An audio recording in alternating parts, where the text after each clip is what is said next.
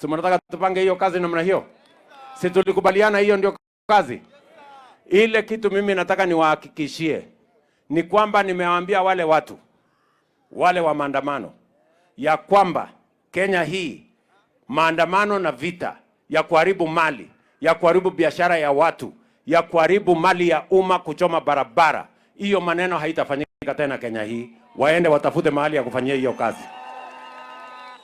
Ama namna gani? Tuko pamoja? Ati watu wanapanga vijana ati wachukue mawe wapige polisi. Wewe unapiga mawe polisi, polisi yako na bunduki, unafikiri nini itaendelea hapo? Sijui kama tunaelewana. Mimi nataka niwaeleze jameni, ndugu zangu, hasa vijana wa Kenya, msikubali mtu ambaye mtoto wake amepeleka ni mbunge kule East Africa. Mtoto wake ako na kazi sijui wapi. Anakuja kudanganya vijana, watoto wa watu wengine, ati kubeba mawe, kupiga polisi, kuharibu mali, kuharibu biashara, kuchoma barabara. Kama mtu anataka mambo hiyo iendelee, alete mtoto yake na bibi yake wakuja wabebe mawe wapigane na polisi. Nego ama namna gani? Si ndio? Kwani wewe unapeleka mtoto wako ati anaenda kuwa mjumbe huko East Africa, alafu watoto wa watu wengine unawafanyisha kazi ya mawe? Ama namna gani? Unasema hao watu washindwe?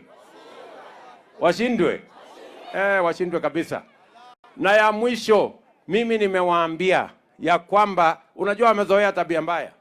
Wanalete fujo ati ndio wapate kitu. Walilete fujo kwa Moi wakapatiwa cooperation. Wakakuja wakasumbua mzee wetu Kibaki mpaka wakawapatia nusu mkate. Wamekuja wakazungusha Uhuru mpaka wakaenda na handshake. Mimi nawatangazia mapema mchana, hii ya hasla hii,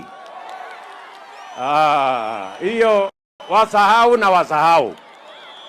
Kwa hii serikali hakuna handshake. Hii serikali hakuna nusu mkate. Kama kuna kazi imebaki ni kazi ya hawa vijana, ndio tuwafanyie